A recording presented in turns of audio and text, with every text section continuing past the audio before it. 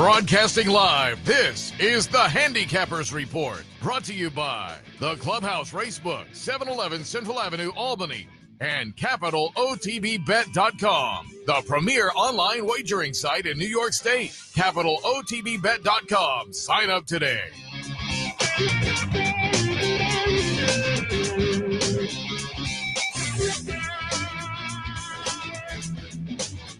Good morning, ladies and gentlemen. Welcome to the Handicappers Report alongside Seth Merrow. I am Anthony Mormino. The week in between the first two jewels of the Triple Crown.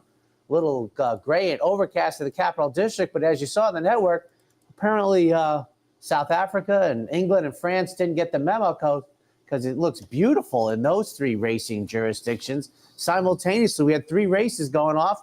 It looked glorious at Shanty and Lingfield and South Africa. So here's hoping the weather gets nicer here. Absolutely. They are off the turf in the 11th in New York today. They're going to try and hold the stakes races, obviously, as long as they can. But race 11 has been lost. And the week after, your thoughts. I will say this. I had that Abbott and Costello moment. They're off, you lose. By jockey apparently lost his iron and still ran 8th. I thought Anna Marie ran well enough considering the awful start for me, but I don't know if the story was, fierceness. I don't really read too much. Did they say anything? He was god awful. He wasn't on my ticket at all when we did the show. I didn't like him one iota. I think he's a phony. I told you I thought the 110 is a phony. I think it's going to be a Baby Yoda thing. I don't think it's going to stand up, that he has that in him. I used him, and I went back and forth when I handicapped because I wanted to go, but it seemed like if he runs his race, he's going to. But yeah,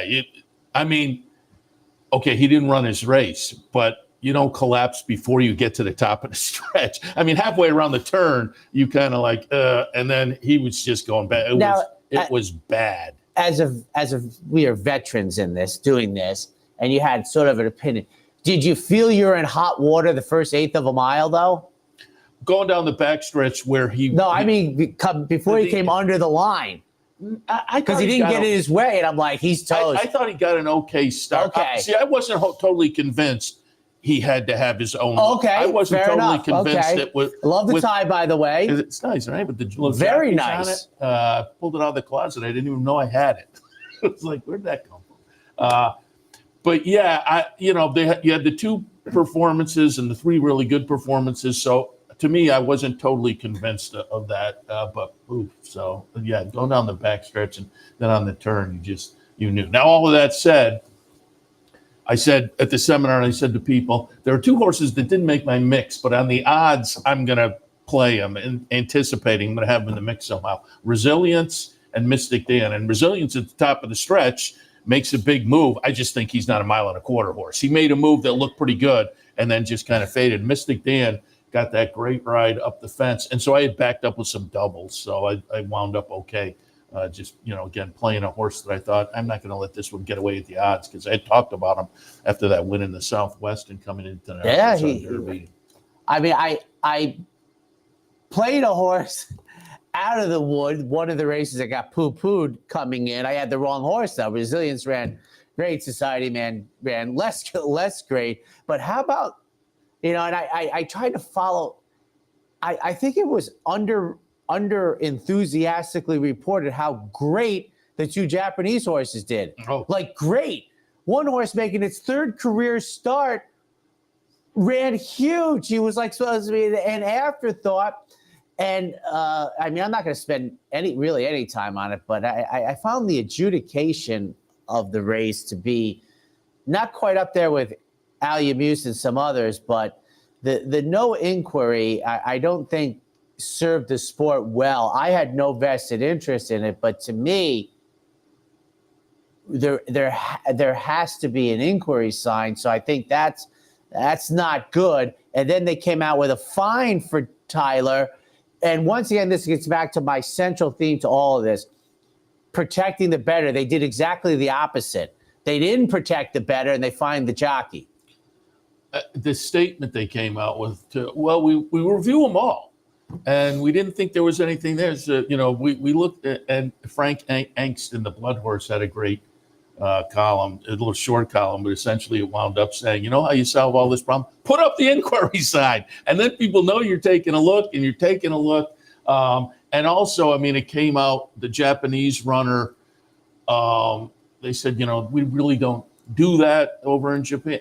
And I also thought, shouldn't it be standard operating procedure before a couple of big days like that you walk into as, the stewards, you walk into, or a representative walks in to the jockey's room Friday morning or Saturday morning. Okay, jocks, here's what happens if you feel you got fouled. Here's who you're going to talk to on the backstretch, the outrider you're going to talk to.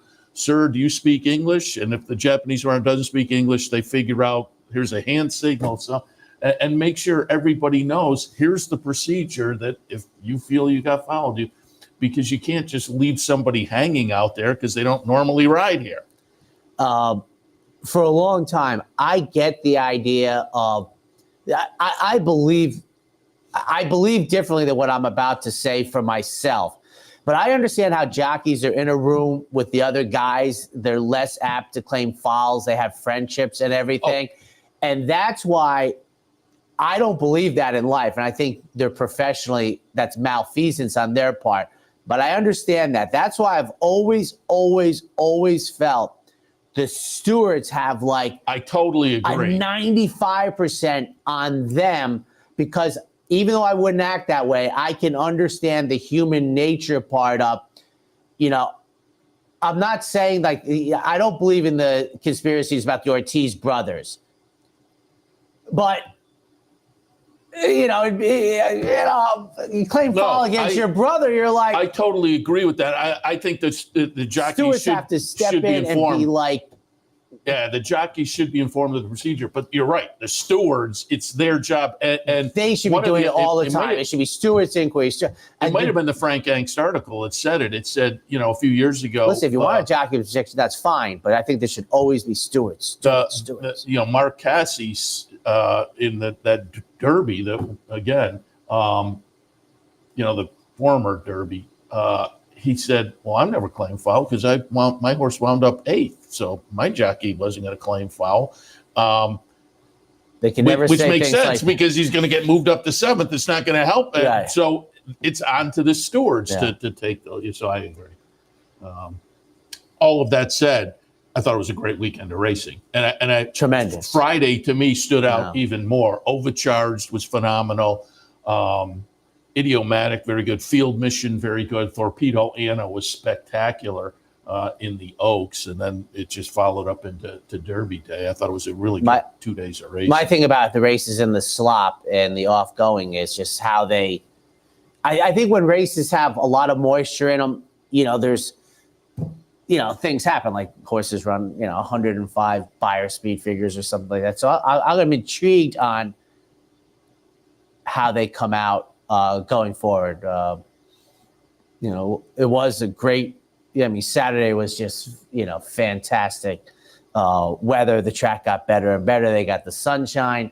The paddock looks beautiful, but I know I say it every year. It amazes me. I watched more on Friday because Friday is my Seth Merrow in the house day.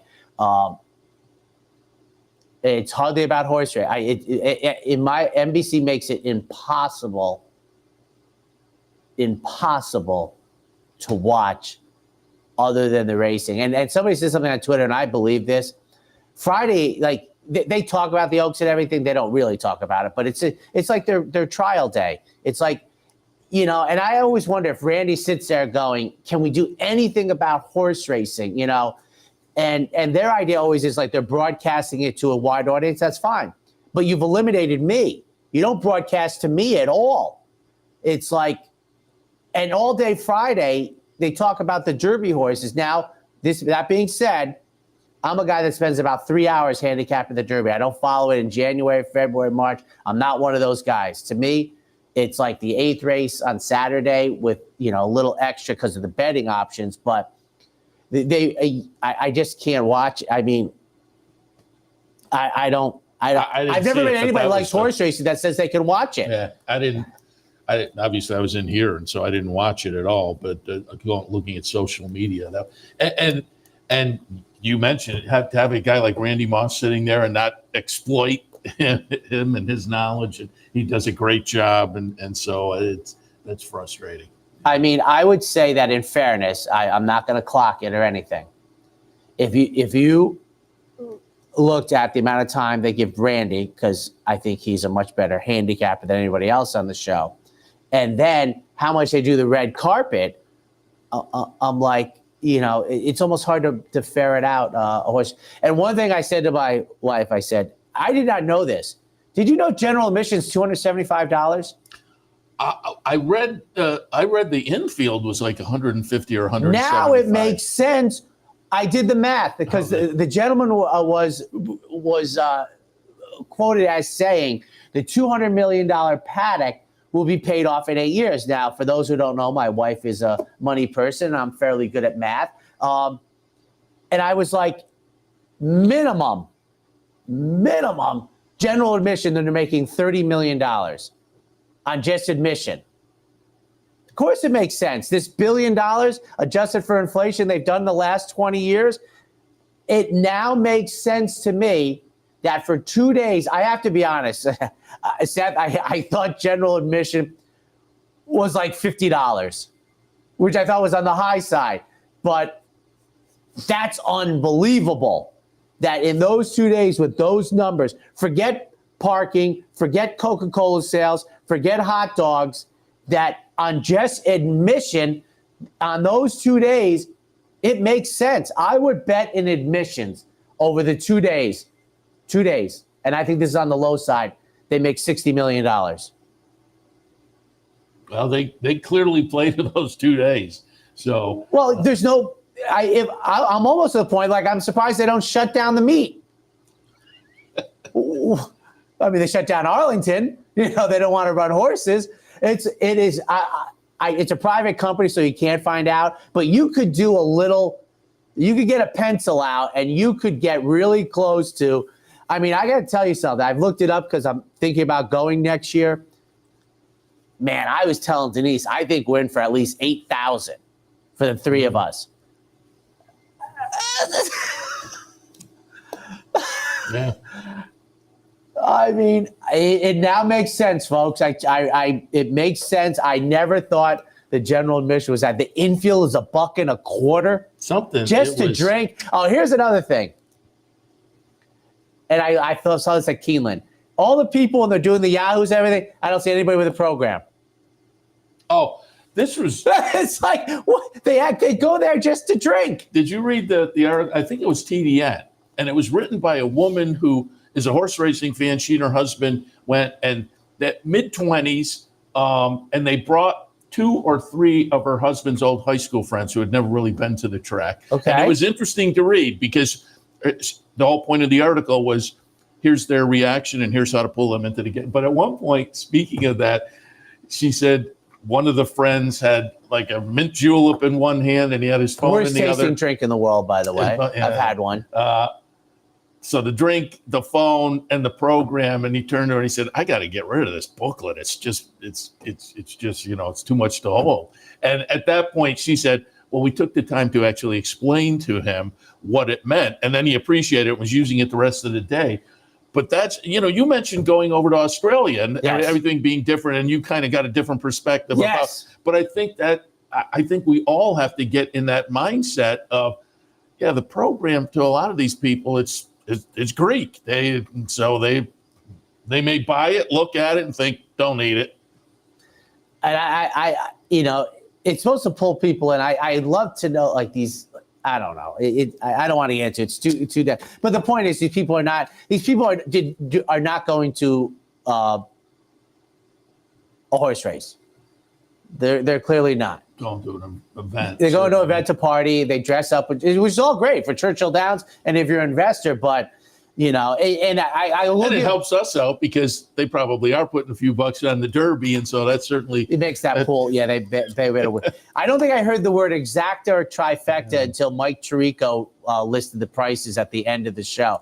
And I give Randy Moss credit because I think when he first came on, he said something to the effect of like, he really said like horse racing itself is nowhere near where it used to be, but the Kentucky Derby is actually growing. It's going in the opposite direction, which tells me it's not about horse racing because, you know, it's et cetera. But I'm glad they had great weather Saturday. I think it was a good race. Once again, said I've been, you know, on this. It's been like 7 straight years. I think these crops are like C minuses, and I think this crop, et cetera. And then here's the worst part, and I've been saying it for years. All these horses skipping the Preakness. You know, it's just they don't want to do it. They don't want to change the things. And my thing on Twitter is I don't care about traditions. This is my argument. If you say that changing the spacing doesn't make for a better race, I think you're crazy. I think if it was 5 weeks apart and the purse was about $4 million for the Preakness, who's passing on the race? The only thing I'm kind of in both camps, and the one argument that is crazy to me is, well, it's supposed to be tough. You space it out, it's getting tougher. That's where they miss it. It's like if fierceness is that good, and you just had a bad race, well, you made the race easier for the Preakness because he's not going. But my thing is on making it longer is what might the unintended consequences be? So they're now a month apart, and now you're on July 4th. For the Belmont, what's that going to do to the later summer things like the Haskell, Jim Dandy, and Travers? How's that going to play into them? So I'm not sure. Well, as somebody else once says, it seems as if the Triple Crown is the only thing that captures the mass media. Yeah. So I don't think they're worried about the Haskell. No, I'm thinking the game as to consider that factor. So, but we'll see. Because. I mean, Kenny McPeak is still, I think he was going to make the decision today. I mean, it wasn't even a slam dunk for the winner. And by the way, this makes the second time in my life that I have believed what a trainer has said. I believe Woody Stevens when he said Devil's Bag could have broken his maiden in the Hopeful. And I believed, and with both fists, believed what Kenny McPeak said about his 3-year-old filly, Torpedo Anna. When we did the show, and we spent about the first 12 minutes to 20 minutes on it. It was not about handicapping the Oaks because I thought there was about 4 horses that separated themselves. And she was phenomenal. She was phenomenal. And he said she was going to be. And that's the second time in my life I believed what a trainer said about their horse. Just want to remind you, coming up top of the hour, Racing Across America, I'm going to be joined by Caitlin Free. Did you see the video she did? It's phenomenal. She hits the 3 horses and kind of describes the trip that Mystic Dan was going to get. It was on Twitter. Jante's 305, I think, a Spanish language media group. I sit next to him down when we're down at Gulfstream. He's usually there, but he interviewed Caitlin. She went through her 3, and it was the top 3. It was a great call. Been viewed 1 million times, I think, retweeted all over the place. So we'll have her on. She'll talk a little bit about that, but also maybe give some ideas for the this afternoon at Churchill. Nice little steak down there, the Mamselle. Then we'll be joined by Ella Starr, national racing analyst from Equibase, who will take a look at the 2 stakes at in New York, and also maybe some Churchill as well. Reached out to Brian Skirka, and I didn't hear back, so maybe we'll get him down the line. But it's opening day at Monmouth. Brian is the media man down at Monmouth, so I wanted a little meet preview. But do keep in mind, Monmouth opens today. All right. Apparently Monmouth will be on TV, right? Yeah, they're going to team up with the Fox folks for the America's Day at the Races. And one last thing about the Derby, because we do media. I love the question that people get all the media credentials for the Derby. We got racing this weekend. Because we've talked about it. We think there's like 5 thoroughbred horse racing journalists. And I think 5's the high side. Yeah. It's where do you go? I mean, et cetera. Yeah. So interesting. All right. Belmont at the Big A. The opener today, scheduled for 12:35. We're looking at claimers going a mile. And as I said, we have there's some weather issues down there. The 11th race is off the turf. And I will tell you, it's too bad, Seth, because I know this is the in-between weekend, and there's really not. I mean, we barely said the word Preakness, and it's next Saturday. But this is a fantastic card. You know, if we could have had great weather, we'll see 7, 1A, and 6 getting it underway. And by the way, this is the 2-year anniversary of Anthony Mormino on the Handicappers Report 2.0, and we are still above water, folks. So unbelievable. Trouble, who was off nearly a year, comes back for Bruce Levine. And said, we've talked about it. We make conjecture about what it's like to play the claiming game, but this has to be, besides putting a claim in and a maiden claiming race and they win the race, that's got to be the worst accounting. How about making a claim and you lose the horse for a year? Yeah. I mean, I mean, it's just got to be awful. Comes back after what to me was clearly a tune-up race for second. Funkenstein, part of David Jacobson's entry, though that's the 1A, scheduled to break for the number 8 post position right next to Trouble. And then for third, Cheeky Tycho. So 7, 1A, and 6. I used the 7 on top too, but mentioning what you did, and they have the waiver in New York, right? And that they didn't come back for the waiver left. I used it on top as well, but that made me a little leery. And I'm pretty sure they have the waiver rules here in New York. Yes, and well, one of the things would have been, right, he would have had to come back, right, for 25, right? You can't come back for 16. Isn't that the waiver? Oh, that's probably right. Yeah. I think you hit on it. If coming back for lower, but it still doesn't. Yeah, and I also wonder, and this is another thing that I think people that don't follow as closely as I do. You have to realize there are some trainers that won't claim off other trainers. They're friends and they just won't do it. And, you know, Bruce is very well liked. They're like, you know, because that race has all the look of practice. But if he's practicing, why not go for the 25 in the waiver? Yeah, he had no risk there. Or maybe he was hoping to lose him, and I'm in trouble. Yeah, well, that's the maybe I'm in trouble with Trouble in the opener. That's you know, as they say, I used them, but I had that trepidation. Belmont at the Big A, race 2 kicks off the stakes action today. The Bogey Grade 3 event, $175,000. Phillies and Mares, mile and a 16th on the grass. And I'm going to say something that this is the problem. It's not a problem. This is the problem for handicappers here. It's like, well, which Chad Brown runner is? I mean, we've been facing this for like 5-7 years. I mean, he seems to have this race over a barrel. It's a 7-horse field for a turf race. He has the 4 and the 5, and I couldn't separate them. Quite frankly, I've told you this before, I don't care about layoffs. Coming out of the Lake Placid or the Matriarch, I don't care. Chad Brown is going to the Hall of Fame. I went 3-5-4, and I have to tell you, I really handicapped this race going, not counting the 4 and the 5, who was I going to like? And Spirit and Glory, to me, has a small chance of upsetting this field. I don't think in the old days, and that would have been about 14 months ago, the recency for Spirit and Glory, the Irish bred, to me, would have been enough to be,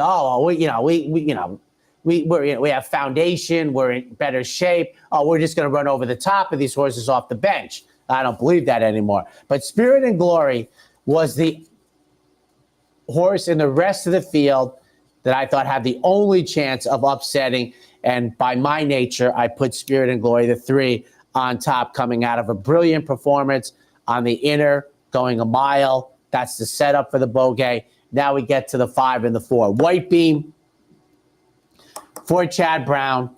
Was the beaten favorite in the Matriarch. Was brilliant in the Plenty of Grace last year. Even money on the Morning Line. Asprey going out for Chad Brown. Hasn't run since the Lake Placid. 3-5-4 in a very tough. I mean, I mentioned this the other day, Seth, and I was right about the horizontals. To me, I guess a horizontal player, you take the 4 and the 5, and you have like an 80 to 90% chance of advancing. Third race this afternoon, we're looking at stake bred maiden specials. They will go the 1-turn mile. 872, one of my more favorite races on the day, Palace Boss. I have these are the Horatio de Paz Exacta here. Trevor McCarthy has my top pick, making the second start since mid-January. Break the Fall for a second. This is the type of debut that I'm comfortable with coming back with the runner. Why? 6-1 on debut with an entry mate, 8-1 on the morning line in the second start. And it doesn't appear to be a very taxing debut on April 4th. And for third from the rail, number 2, Judge Rules, Rudy Rodriguez, 872. Fourth race, more stakes action. The Run Happy Grade 3 event, $175,000 up for grabs. They will travel 3/4 of a mile. And one quick thing, I was watching the Naira feed, Twitter, whatever. They showed Run Happy's King's Bishop, the Alan Jerkins, right, which was a demonstrative thing. Brian Nadeau and I had a head-to-head bet that day, and my horse was terrible. Was terrible. And I'm watching the race. I'm like, ugh. And I remembered what the Silks of Brian's runner had. And I was like, we run 11th and 12th, and I win the Pepsi. He almost didn't want to pay off our horses. We ran so terribly. But I was watching. I was like, that was our head-to-head when I ran second to last, and he ran last when Run Happy, who I think still holds the stakes record. I mean, there's been some fast runnings, but I think his is, and what, Limousine Liberal ran second. They're both, I think they're both coming out of Ellis Park races or something. Right. And that was one you said we'd see on a milk carton. The trainer of Run Happy. I'm not even so sure she made the milk carton yet. Maria? He's gone through a few like that. Well, yes. 526 in the Run Happy here. Once again, I just, if you're the 1 and the 6, I mean, like, I understand it, but I was like, well, I can't separate them. So I was really looking for the best value on the outsiders. So I took 24 Mom, but this is a reach. This is a huge reach. I can see my top pick not even hitting the board. I need a career best, and I need less from the other. Durante is my second pick for David Jacobson. A tune-up. I like the tune-up race. I really do. But I think this, Seth, is going to be the first option after the top 2. And then Joey Freshwater for Linda Rice, because it's Linda Rice. Straight No Chaser, to me, is one of the most interesting horses. Other people cannot leave him off, and I understand that. But listen, I left Fierceness out, and but been off nearly a year after back-to-back triple-digit buyer. David Aragona made Straight No Chaser even money.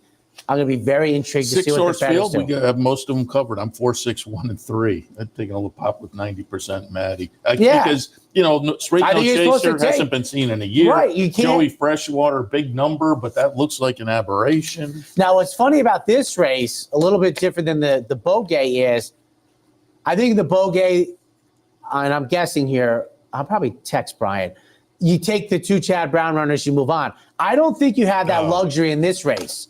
I would not be comfortable taking Straight No Chaser. Even money on a year layoff is, although I will say, working very well, probably is the one to beat. But in the 5th race, Belmont at the Big A, we're looking at optional claimers, starter allowance runners. They're scheduled on the grass at 6 furlongs. Very little feel for this race, folks, but 6, 10, 3. And as I said, when you don't have a field, don't take the short price horses. Bob Caceres, I saw Bob Caceres at Laurel. Makes the first start since March, the only horse he's run at this meet. I like the 2 nice efforts since early September. For second, Power Attack, Ken Sweezy, who I think won his first race ever at Churchill Downs the other day, comes out of a Gulfstream Park synthetic victory. And then holding the line, Wesley Ward. Raise your hand if we're all surprised that Wesley Ward kicked off the juvenile season in New York with a W. 6, 10, 3. All right, before we go to the break on an 11-race day, let's take a look at race number 6. It is the Peter Pan for 3-year-olds, grade 3 event, a mile and an eighth, and it is said Tuscan Gold will opt for the Preakness. Great. I was 156, so we can scratch that. So Chad Brown coming out of Louisiana Derby. I like the Louisiana Derby. You know, Anna Marie was my top pick in the Kentucky Derby, so Tuscan Gold would have fit in here. But Protective for Todd Pletcher. Going in, I did not like Resilience. I liked Society Man coming out, but Resilience was brilliant. Finished third in that race. It was my pick here. Antiquarian for Todd Pletcher, the other horse coming out of Louisiana Derby. So I think it's a good Peter Pan. I will say, Seth, though, I didn't get the feel. These seem to be the next tier down from they're probably going to the Belmont, 1 or 2 horses out of this. Yeah, you think. I mean, I wouldn't be afraid of them either, but 1, 5, 6 to 5 is Seth scratching. You know, every time I think of Resilience, I know, you know, they always say, you know, Larry's call was a little rough in the Kentucky Derby for NBC, and he had Resilience in first. And I'm like, that's not the horse that's first. Mystic Dan was already 3 in front. I'm like, but I looked up and I was like, well, that is Resilience. Yeah, He's he not made a in move first. on the outside. Yes, he had about 1 second. He might have been in front, right on at the end of the apex. All right. You said you liked him, right? That's good. Yeah.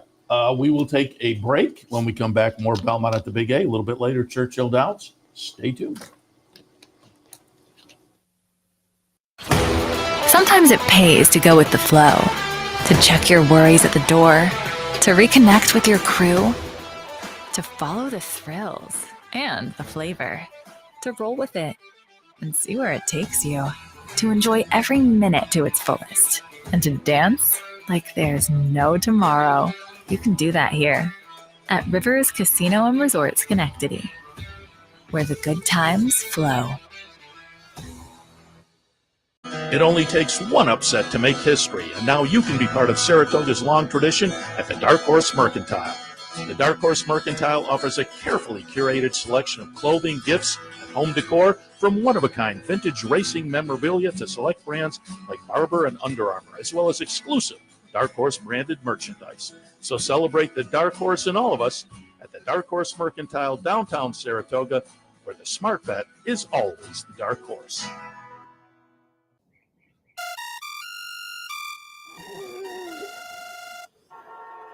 Come on. I want sales reports on my desk by Monday. Whoops. My bad. Love racing? RTN brings you every live simulcast on your home television, plus live video streaming and race replays on your PC and mobile devices. To order, visit rtn.tv. RTN, a breed apart. Welcome back to the Handicappers Report. Seth, Merrow, Anthony Mormino. I will take a look at Louisville and Churchill Downs in a few, but right now we continue Belmont at the Big A. Race number 7, more stakes action. The Man of War, grade 2 event, 1 3/8 on the grass. Boy, what a great card. 589. I know I got to get through Nation's Pride. I'll get to him in a second. But Tony Port, to me, is in as good a spot as I think he's going to find this year. He's cycling in to the 3rd race of the year.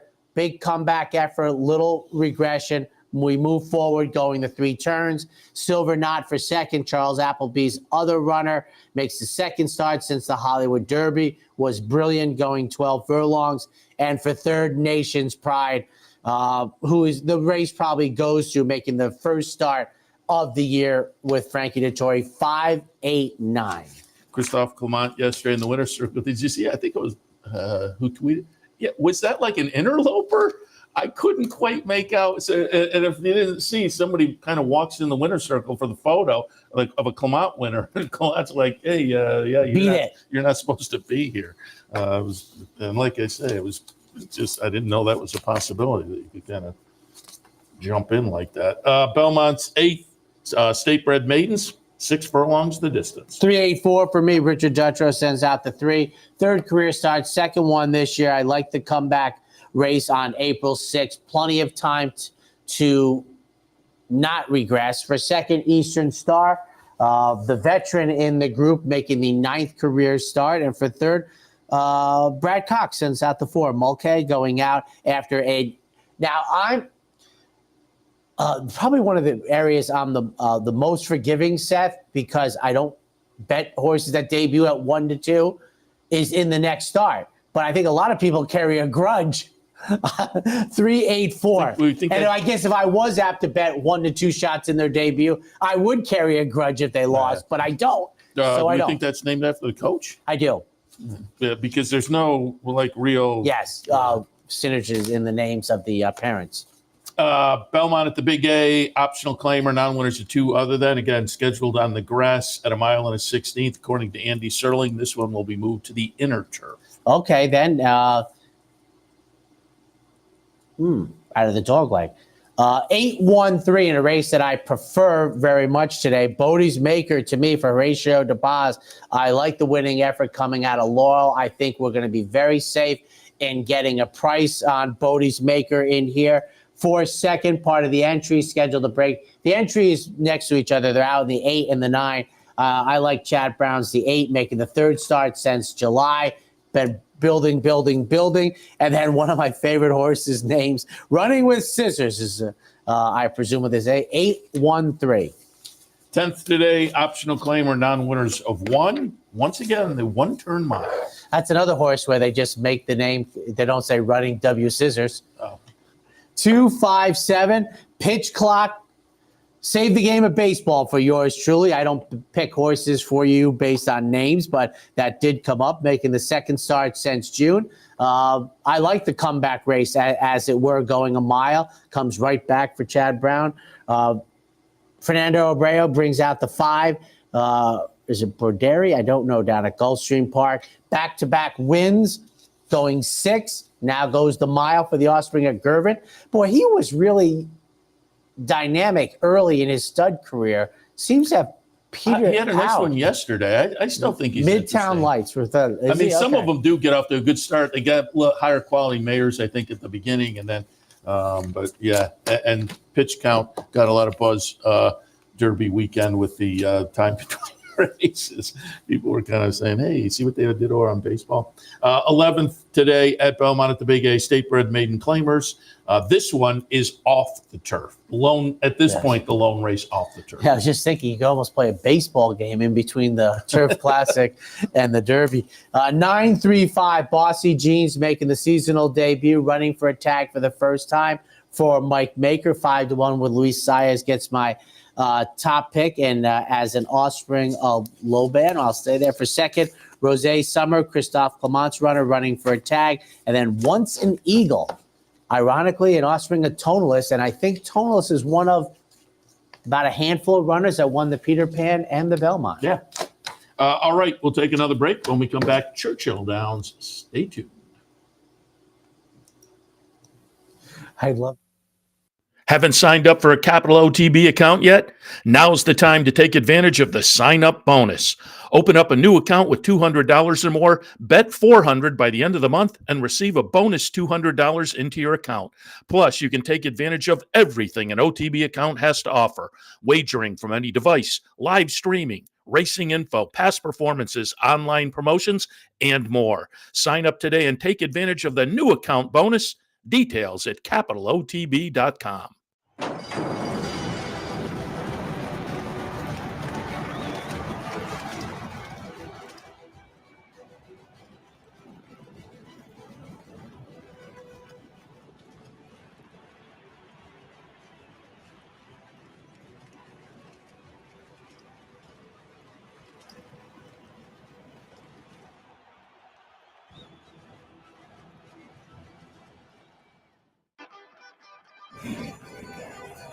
Want to get your career in horse racing off to a fast start? Well, the University of Arizona's Racetrack Industry Program is your winning ticket. The Racetrack Industry Program has served as a springboard to some of the industry's most successful individuals, with a proven track record of job placement right out of college. If you want to earn a degree in the exciting horse racing industry, the Racetrack Industry Program can put you in the winner's circle. Welcome back, ladies and gentlemen. Turn our attention to Churchill Downs. The opener, 6 furlongs, maiden claimers. 8-5-1-4 up runaway joke on top. Nice second place finish, 2 back on the turf at Fairgrounds. That was one of only 2 turf starts in 7 career starts. There were some good dirt races underneath. The last wasn't one of them. But number-wise, it was going to match up pretty well with this group, and it was also against maiden specials. Now we drop a little further down the claiming ladder. So I think class-wise, Runaway Joke will class up nicely with this group. Air Force Cruising in the second spot for Eddie Keneally off a debut that I think the horse can build on. Debuted back in February at the fairgrounds, was right up in the mix early before fading. That's the kind that, as I say, I think can provide a nice foundation for a jump forward today. And then Cloud Without Rain, 18 tries, has not gotten it done yet, but comes in from Oaklawn. I like the Oaklawn move, and the last race was the best yet. So we'll see if this one can improve and make a little noise in here this afternoon. I think with this bunch, that's very possible. In the first, 8, 5, 1, and 4. Claimers in for Phillies America. Claimers in for 22L, racing the one-turn mile. 2, 4, 1, and 3. Number 2 is Cumberland Falls. Comes in off a couple of second-place finishes down at Gulfstream on the synthetic. But again, you go down the page, and there is at least one dirt race that's pretty good. A couple others maybe not so much. So I'm kind of could go either way here. But I thought they came back for the waiver off a little bit of a layoff back in March, and then they followed up at the same level and ran okay. They move up half a step up the claiming ladder here. But I think third start back in the scenario, it looks like this one could be a player. But I have some trepidation. She's Magic certainly looks live on the comeback. If you look at some of the better races, certainly as this horse left the scene. But 10-pound apprentice claimed out of a nice try, nice win to break the maiden back in November, and claimed away from Steve Asmussen. So you have a couple of things that raise questions. How the horse do out of the Asmussen barn? You never like to claim out of a maiden claimer and have the horse win, and now they've been away since November off the claim.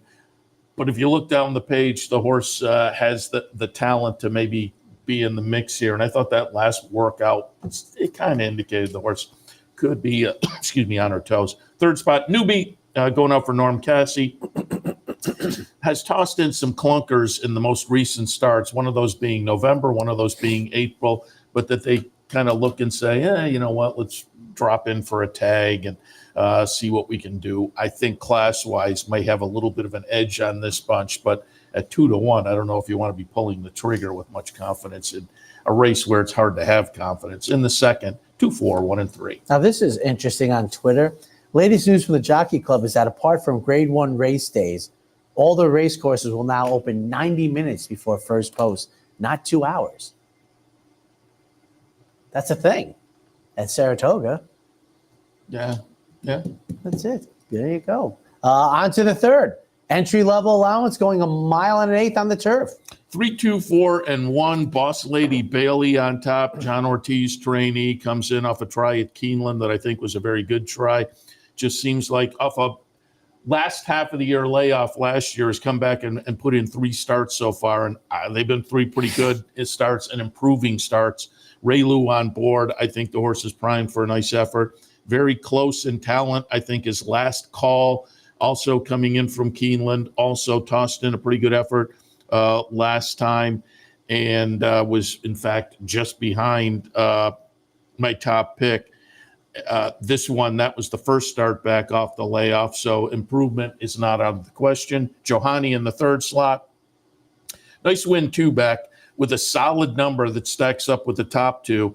Follow-up wasn't quite as good. It was okay. Wasn't as good, though. But the follow-up was on synthetic down at Gulfstream. Gets back to the turf today. Gaffleone on board. Could be interesting. In the third at Churchill, 3, 2, 4, and 1. On to the fourth, 6.5 for starter allowance. 1, 8, 2, and 3. Greek Heiress on top. Comes in with a couple of race win streak for 10 Strike Racing, and Lindsay Schultz, a trainer who's kind of made a little noise over the past few months. I have said it for years now, and I've said it for the past few weeks. This time of year, I like these Oaklawn horses. As their meet ends and they move out to other venues, I think they can be productive. This may be one of those. Deanne's 80 in the second spot. Raced at Oaklawn 2 starts back with a decent, very close up, less than a length fourth, and followed it up going to Keeneland and ran a good second last time. So another one I think is in good form. Goes out for Tommy Amos and Maggie Moss. Potent team there. and Sister Kisses in the third spot.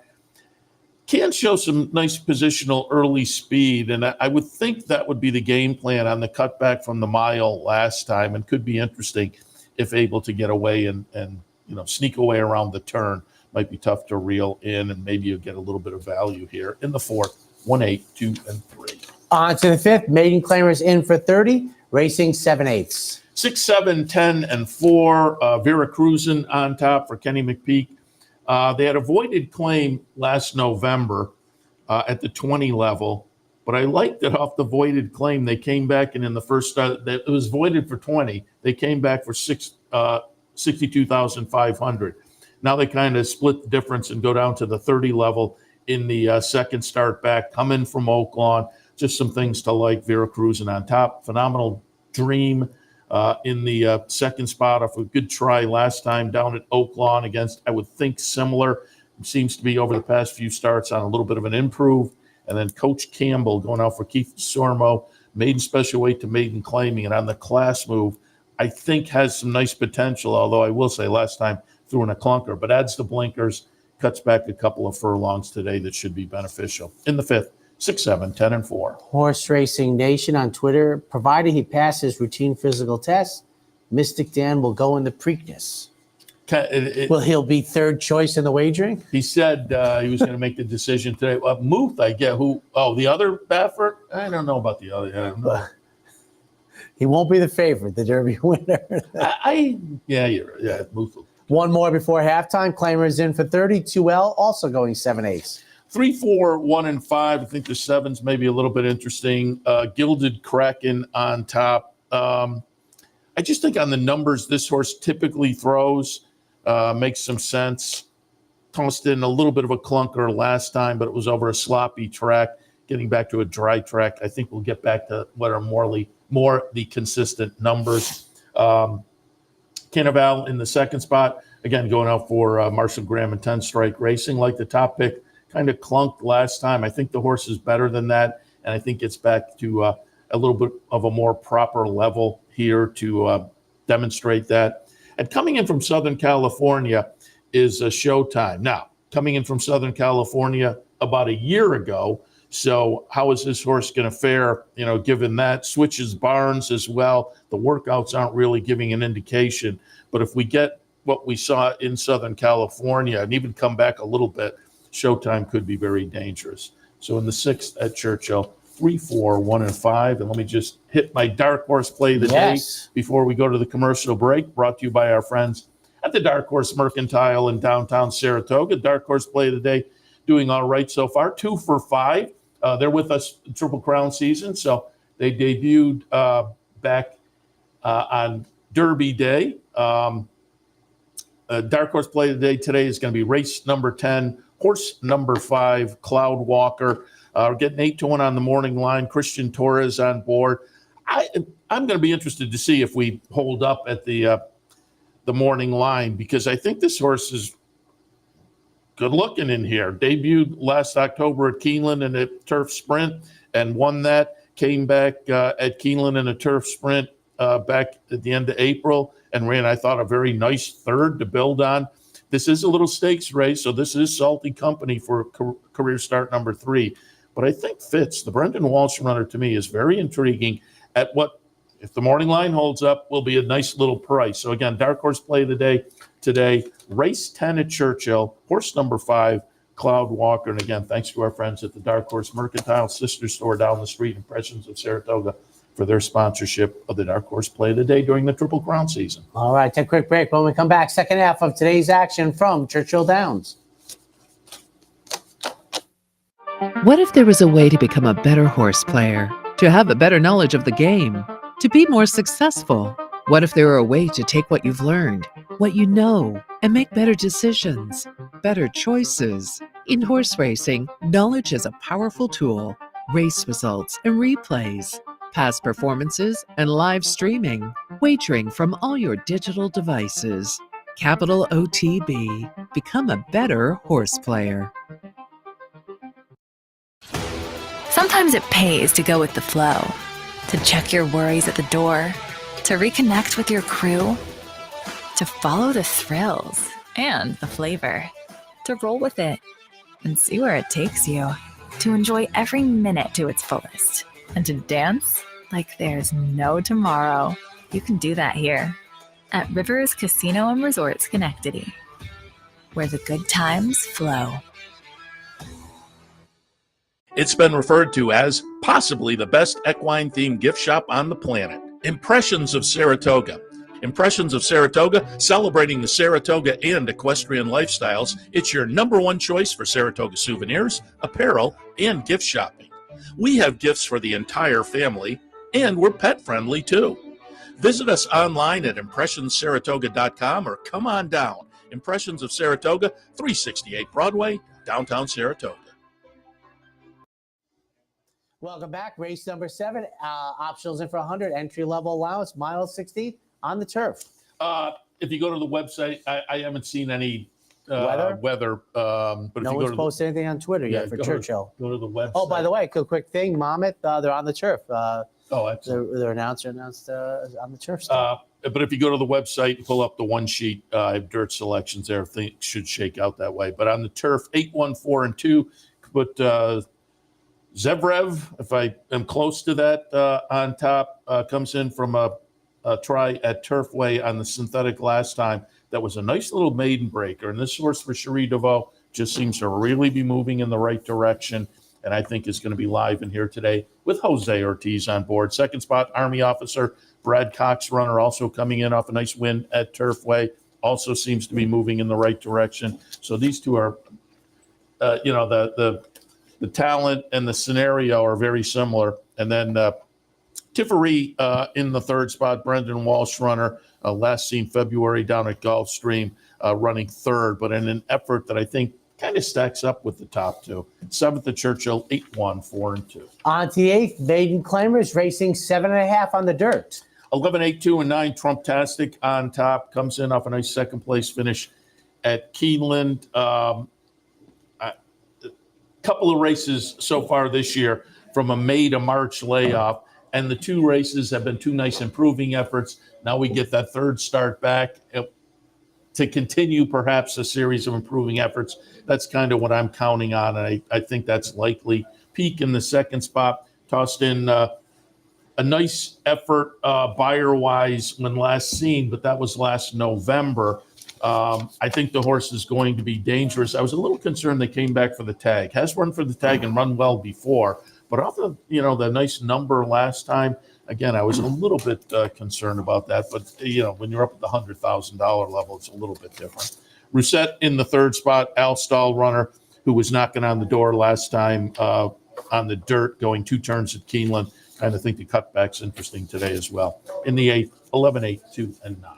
To the 9th, optionals in for 100 or 3X going 9 on the dirt. This is some race. This is a stakes quality race. Yes, I'll go is. 7, 2, 5, and 6. Classic Catch on top. I'm going to play around a little bit with the Pleasure horse at 6 to 1 on the morning line. Got a little start to the season at Keeneland that I thought was okay. There are some nice numbers underneath. We're now second start of the 4-year-old season. Maybe this one jumps forward a little bit. I certainly think that's possible, but we'll have to get past Hit Show. Hit Show was the talented 3-year-old for Brad Cox and Gary and Mary West last year. Started the career with a lot of promise and then couldn't quite live up to that, but I think will be interesting here in the 4-year-old debut. I think maybe, given what we saw at the end of the season and that this is now a start off a layoff, it will get overplayed in regard to the odds. However, Gasoline, I think, also comes in for Pletcher and is interesting on a best effort in here. Churchill's 9th, 7, 2, 5, and 6. And it just dawned on me, the 10th race, a stakes race I'm not very familiar with. 3-year-old fillies on the turf sprinting the Maxfield. But what I am familiar with is they took entries for 18, which only Churchill Downs can do because they have silks and a board for 20 because of the Derby. 5, 2, 12, and 8. I'd mentioned Cloud Walker earlier, dark horse play of the day. And again, I think this is going to be a live player in here. Nice as pie, however, 9 to 5 on the morning line. Comes in off a series of wins at Turfway, including 2 stakes races most recently. This horse is live, clearly, but does try the turf for the first time. Nice bullet work coming in, though. Will be very, very formidable. I'm about to go in the third slot, 2 for 2 so far for Wesley Ward.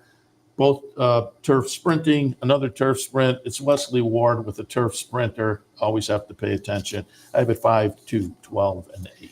And wrapping up, Phillies and Mares going 5.5 on the dirt. 6, 1, 8, 9. Lala Rose on top. Greg Foley runner. Nice little second last time and an off the turfer. That was the career debut at the fairgrounds in January. I think off of that effort is absolutely logical. And here today, if the morning line holds up, I think this is a nice play. Muggin in the second spot. Steve Asmussen trainee. Also coming out of a decent race down at the fairgrounds last time. Now the third start back off of end of the year layoff. And Ellen J. Actually, I have on command in the third spot by Omaha Beach. But I'll mention Ellen J.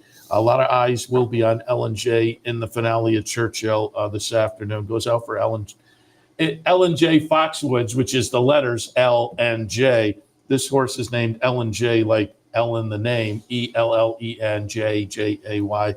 Clever name. But by constitution, out of Covfefe, first-time starter for Brad Cox. That one will take a lot of attention, I think. Twitter thinks that's an interesting morning line. Yeah, I saw that. 6, 1, 8, and 9. I think it's a little optimistic for the bettors. I'm going to be interested to see. Big field, though. I had it down in the fourth spot, but yeah, I mean, with the names involved, it will take some action. All right. The in-between week, we barely talked about the Preakness. That's the other thing I've often thought about keeping it the same. The Preakness there's no run up to it. It's almost like, whereas if it was a month apart, it'd be a bit, first off, the most important thing is I think it'd be a better horse race. And I think this isn't a word, unarguable. And secondly, it would also give it some juice. It's like you give it a couple weeks, etc. But it appears that Mystic Dan is going to go. That's good. Yeah, absolutely. And NBC would be going like this without the. I'll be rooting for him, as will everyone in Saratoga, because that would make for phenomenal. I mean, it's and no one's talked about it, but they're right. They're going to cap it at 50,000, so it's going to be a thing. He stays. I go up next. Racing Across America. You're watching OTB TV, a service of Capital Off Track Betting.